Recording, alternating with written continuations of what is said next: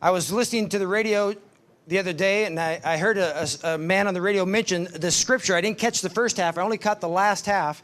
And it said, and they hung on his every word. Acts 8:6. I caught that much while I was driving down the road. They hung on his every word. Acts 8:6. And I thought to myself, I don't think I've ever heard that reference before. They hung on his every word. I thought, I don't remember hearing that. I've got to look that up. So I went back and I looked up my Bible when I got home, and I found that in the NIV it says this: those who had scattered preached the word wherever they went. Philip went down to the city of Samaria and proclaimed the Messiah there. And then verse 6, when the crowds heard Philip and saw the signs he performed, they paid close attention to what he said. Okay, that's good. Then it says, for with shrieks impure spirits came out of many, and many who were paralyzed or lame were healed. So there was great joy in the city. That's the NIV version. So I thought, okay, concentrating on that. When the crowds, catch these words now, heard Philip and saw the signs he performed, they all paid close attention to what he said. I thought, I like that. I like that. That sounds to me like Camp and Mentoring Club. When they heard and saw, they paid close attention. So I looked it up in a couple other versions. The New Living Translation said crowds listened intently to Philip because they were eager to hear his message and see the miraculous signs he did. All right, that's good too. King James said, the multitudes were with one accord, heeded the things spoken by Philip, hearing and seeing the miracles. Message, this is the one that I heard on the radio. That's why I didn't recognize it. When people heard what he had to say, they saw the miracles, the clear signs of God's actions, they hung on his every word. I thought, I like that because that sounds to me like what we do. The audience we minister to, these kids, I believe they need words and actions to make connections. They've heard a lot of words. They've heard a lot of promises. They've heard a lot of good intentions. But I believe they need the words and our actions to really make the connections. Now, our actions can be many things. I believe that our actions, just meaning our just plain grit and hard work, can minister to kids. Famous story that we have is a young lady in Illinois. After she was in college, they asked her, what do you remember about Royal Family Kids Camp? She said, I remember you kept your promises, and I remember you served us 3 meals a day. She said, that's what I remember, because she came from a place where she didn't get 3 meals a day. Now, that was not a miraculous sign to have 3 meals a day, but it was an action that we could provide, and for her, it was ministered to her because it was something that she had not received on a regular basis. So we can do things with our actions that make deep connections. So sometimes it's more like this, small words but big actions that really make a difference. Because again, a lot of these kids, now don't forget that words are still really important, and words do matter, words and actions. But sometimes it's both. But kids don't care how much we know about Jesus until they know how much we care about them. We can say all kinds of words, but until they know if we care about who they are or where they've been or what their background is or why they're acting, they won't care what we know about Jesus until they know if we care about them. So we're trying to make connections. So words plus godly signs, right? The first one is words plus actions, our actions. But Acts 8:6 is saying words plus godly signs equal intense connections. Let's look at the intensity. Now, this is just one biblical example. I'm not trying to say that this is a formula that works every single time. If you know the Bible talks about multiple ways that people can be physically healed, right? So God's not into formulas, but this is one great solid biblical example that I believe works with our audience, with our kids. Let's look at some of this. Again, the NIV said they heard and saw and they paid close attention. They didn't just pay attention. They paid close attention. The NLV says, eager to hear and see, they listened intently. Not just listening, but they listened intently. King James, hearing and seeing, they heeded the things spoken. And then the message, they hung on his every word. That one slipped through, didn't it? What does intensity look like? How many of you watched Michael Phelps at the Olympics this summer? And you remember that photo? That's intense. Here's another one. This woman is not just returning a ball to the other side of the court. She's intently returning that ball.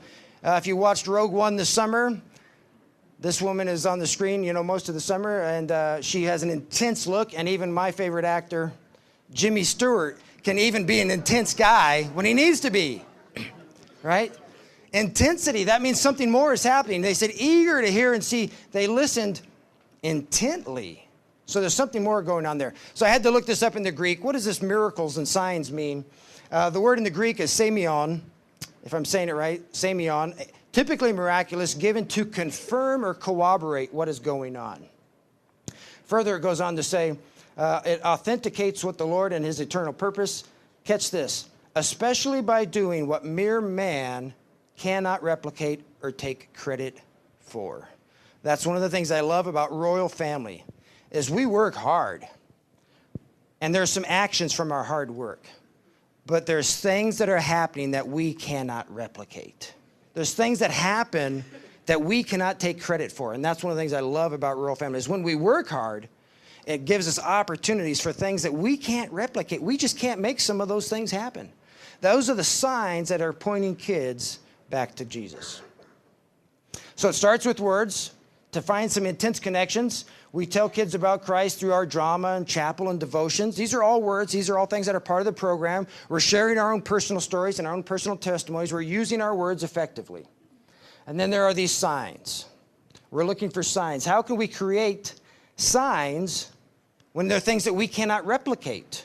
Right? You just can't say, well, I think I'll just pull a few miracles out today. There are things that we can't replicate. So what we can do is we can create opportunities for God's signs to work through us. We can create opportunities for God's signs to work through us. Let's get some ideas of what that can be. Obviously, we want to start with prayer. Cannot overemphasize that if we were asking God to show up and his miraculous signs, we need to be in prayer about that ahead of time. In multiple ways, through prayer partners, through circles of prayer, through personal prayer time. If we're going to ask God to show up in miraculous signs, we need to be praying about it ahead of time. And then we're going to be looking for opportunities. We are going to be looking for opportunities. What do opportunities look like? That is an opportunity.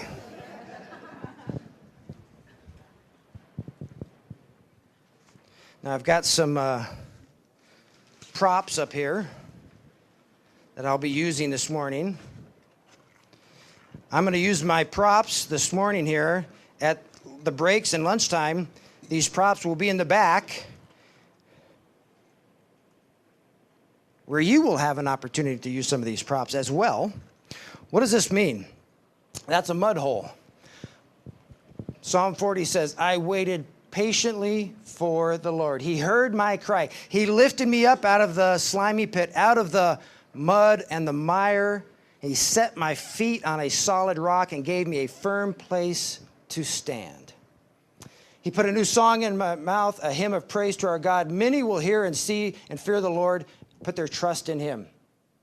Concentrating on verse 2, he lifted me out of the slimy pit, out of the mud and the mire, and he set my feet on a solid place to stand. That's our opportunity right there. If you want to help children from abuse, abandonment, neglect, children from hard places, that's a TBRI term. So when your people get back from TBRI training, they're going to probably start using that term, kids from hard places. If we want to help those kids, we have to help get them out of the mud. They're in the mud. They're in the mire. They're in that slimy pit. Abuse has put them in there. Abandonment has put them in there. And they are down in that muddy pit, and we are going to climb in that pit and help them out. But guess what? If you get in that pit to help them, you're going to get muddy too. Right? You're going to get muddy too. So here's a young girl in the muddy pit. By demonstration purposes, you can see her on the screen. Just imagine that this is my young friend up there on the screen. I've got my little friend, and I'm going to put her right down here in the mud pit because that's what you do. Right? She's all slimed up in there. She's all slimed up in there. She's got her little head out, just like up there on the screen. Yeah, I missed a spot. It's okay. I came prepared. I just don't want to get the mic dirty. So there she is. Now, I could use my words, and I could say, hey, get out of that pit. Get yourself cleaned up, get some dinner, and get to bed. Those are my words. And that might be enough. Depending on how slimy that pit is, depending on what her abilities are, that might be enough. But it might be that if I just use my words, we don't really connect. But if I climb down in that pit, and if I grab that young girl, and I hold her close to my heart, and I say, I'm going to get you out of this pit. I'm going to get you cleaned up. We'll get you some dinner. We'll get you clothes in the laundry. And we'll get you to bed clean tonight. Either way, just words or my actions. Either way, she still gets out of the pit if she can get out on her own. But when I climb down there with her, we make a connection. We make a connection if I climb down there with her. And when there's a connection, it gives me the chance to set her feet on a solid rock. But what's the price I have to pay to make that connection? I have to be willing to get that mud on me too. But I make a deeper connection. And sometimes the connection is not just deep. Sometimes that connection is intense. This woman's horse was stuck in the mud. And she said, I've got to save my horse. And she was willing to get muddy. You can't get in the muddy pit and help if you're not willing to get muddy. So what does mud look like? When you get in the mud with these kids, it's a sign pointing them back to the one who's greater than us. It's the Semyon. When you get in the mud, it's the sign to these kids pointing them back to God. What does muddy look like at camp and mentoring club? Sometimes it's the words that are spoken to you from the kids, like, you are the worst counselor ever. Have any of your people heard that? I don't want you for a mentor. I want someone else. Sometimes those are the words that we hear, and they hurt, and it's like getting muddy. Sometimes it's the words you never hear, like, thank you, or you made a difference in my life. You may spend 9 months with a kid, pouring your heart and your time and your calendar and your money into their life, and they never say a word. That's like getting muddy for the kids. How about physical? We've had people literally get hit, get spit on, get kicked. We've had people go to camp and get sick, and they push through it. They'd rather not be there, but they push through it. Emotions. How many of us have had our emotions wounded by either the kids or the guardians or the system? Because the system is also a wound at times. We are encouraging all of our people who work within the system. We do everything we can, but sometimes we get wounded by the system too. It's just part of the mud. It just comes with it. So here's a couple of muddy stories for you. We had a boy in San Jose, California, who was really having a hard time, and they were about to kick him out of camp Monday night. They were about to kick him out of camp Tuesday night. They were about to kick him out of camp Wednesday night. Finally, they went to this boy, and they said, the counselor had been patient and kind and long-suffering and all those things. And finally, he goes to this young man, and he says, young man, I love you, but if your behavior doesn't improve, we're going to send you home. And the boy thought about it, and he thought about it, and he came back, and he said, did you mean what you said? And the guy said, yeah, if your behavior doesn't improve, we're going to send you home. He said, not that part. When you said, I love you, did you mean that? Because that boy knew he had been behaving worthy of getting sent home. They talked to him long enough. His behavior was worthy, but his counselor showed mercy and kindness and grace and long-suffering. So his counselor proved through his actions that he was getting muddy with that kid. And when he proved with his actions that he was connecting with that child, and then he said those words, I love you, it registered with that boy, and he made a connection. Sometimes we have to make those connections. We have Madison, Alabama. I was interviewing a counselor panel, and I said, there was this one lady, and I said, why do you come back to camp every year? It's just one of the questions we have. She said, my first year, I connected with this girl, and we were going to sing songs for the guardians at the end of Friday. So my first year, I connected with this girl. She wanted to sing. She loved all the songs. We sang together. And as a counselor, I told her, on Friday, when your parents or your guardian, your foster parents come back, whoever it is, we're going to have this big choir. All you kids are going to get up there and sing. And the girl said immediately, oh, I don't think she'll stay for that.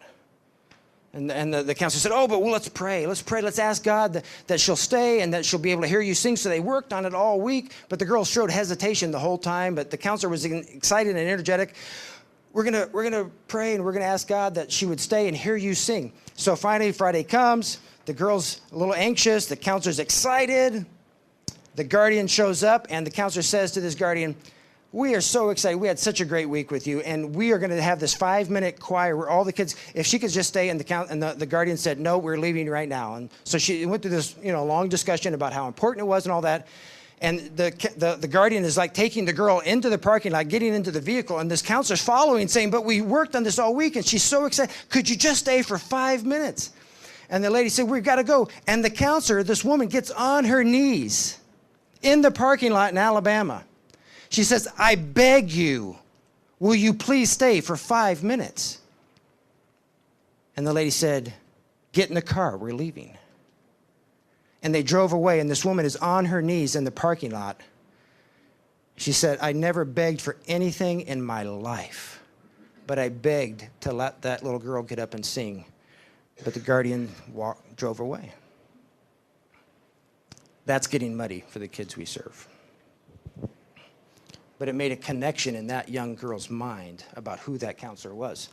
Then, of course, mentors, we hear stories all the time of mentors who are trying to connect with their kids, and maybe they make an appointment and they show up and the kid's not there.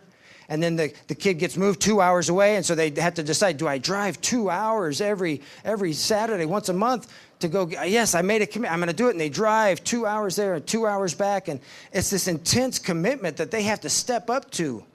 That's not what they signed up for originally, but all of a sudden they're in deep into the life of this family, and the family's asking them for things that's like, I didn't sign up for this.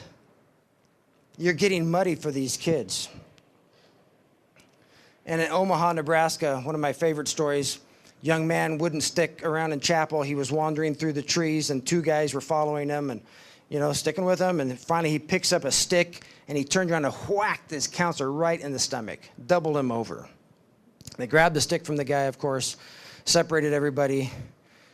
Everybody took a deep breath. Finally, the counselor came back and said, you can't do that anymore, but I forgive you. And the kid looked at him with an astonished look on his face, and he said, what do you mean? You forgive me? I just hit you in the stomach. He said, I know, but I forgive you. Don't do it anymore, but I forgive you. He said, why are you forgiving me? And he said, because my God forgave me for my wrongs, and I need to model that and forgive you for yours. That's getting muddy for the kids we serve. It creates an intense connection. So ministry to kids from hard places, we have to be willing to get muddy. It's just one biblical example, but I believe it's an example that works effectively with the kids we serve. So you're going to have an opportunity. I'm going to move this table at the break towards the back, and if you're, brave and willing, I'm going to let you go to the back and maybe take some of this mud, put a little bit on your face right there, jump right in and get some of that. If you're a little concerned, now this, I just have to give you a quick, this is good, hardworking, all-American mud from my backyard. I just need to tell you, I double sifted it to get all the stones and rocks and twigs out, but that's what this bowl is. Those of you who are a little more concerned, this is prime bentonite clay mixed with honey, which is like a pure facial. Now, right down the street at Newport Beach, people are paying hundreds of dollars for this. But at Royal Family Today, you can slap some of that on your face all by yourself and get a good facial. And it is mixed with honey. Did I tell you that? It's mixed with honey because the internet said to put honey in there, and I always do what the internet says. And if you're at all concerned about my mud, this is my mud here. If you're at all concerned about it being dirty, I did bring some sanitizer. So it is now 99.9% bacteria free. So I'll have sanitizer back there. I'll have wipes back there. I've got the Sesame Street wipes ready to go. It'll all be back there. If you want to put a little bit on, take some pictures, post it on your social media, and when you say I'm getting muddy for kids, people will ask, what is that photo on? What's on your face? Now you can tell them. Let me tell you why it's there. So in conclusion, accept the mud. You're just going to have to accept the mud. Yes, we're going to do TBRI training. Yes, we're going to do everything we can to avoid the mud, but to a certain extent, you're just going to have to accept that mud will be there. Point number 2, embrace the mud. It will be there. It's not so bad. Get a little bit on you, make a design out of it, Put a lightning bolt on there. Put a star on there, See if I can do a lightning bolt. Just get in it. Once you're in it, what does it matter if you get a little bit more? Accept the mud, embrace the mud. It's there. It's going to be a part of our process. It gives us the opportunity to really connect with these kids. And this last one is the hardest one. We know this in our head, but it's hard on our heart. Mud is not personal. It feels very personal. It breaks our heart sometimes. When that lady was on her knees in the parking lot and the guardian said, get in the car, we're driving away, that feels very personal. It's not personal, but it feels personal. Can we remember that to the extent that we can, that it's not personal? It's just the way it is. Finally, our words and our actions make connections, our actions being our abilities, like serving 3 meals a day. But words and godly signs create intense connections where they will hang on our every word. So I'm here to say thank you for getting muddy on behalf of the kids. And can I honestly, truly say, mud looks good on you. Mud looks good on you. When you've got that mud on you, I know it hurts. I know it's not what you signed up for. I know you're going to have to wash. But mud looks good on you because it means you're lifting a child up and setting their feet on the solid rock.